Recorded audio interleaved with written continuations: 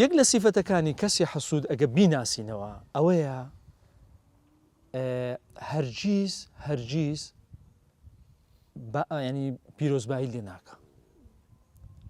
یعنی ئەتوو سەرکەوتنەکەت بەدەستی نایە بە ماندوو بوون و ڕەنج و ئارەقەی نیوچەوانی خۆت بەو شتە گەیشتی، یان دەبینی شەهادەتی بەرزتی نایە، بڕوانامەکی بەرزە، هەرگیز پیرۆزبایی لێ ناکە. زۆر لەسەری قورسە تەنانەت لایکێکیش بکە، ئەگە بڵاوت کردیتەوە کۆمنتێکیش بکە، بشیکە ڕوبەڕوو ئەگەر بیکە مەسەڵەن پیرۆزباییەکەت لێ بکە، زۆر بە کزی دەڵێ پیرۆزە، زۆر بە کزی یەکسەر دەیناسیەوە ئەوە حەسادەتی هەیە. چونکە ئینسان ئەگە حەسوود نەبی ماشەڵڵای دەکا، تۆزێک ئەوە دەکا، تەشجیعت دەکا، هانت دەدا، هە لە خۆتەوە هەست بە گەشببینێک دەکەی، بەڵام ئەو هەرگیز لە ڕووی نایە لەسەر دڵی زۆر قورسە پیرۆزبایی لێ بکە. ئەوە خاڵی یەکەم.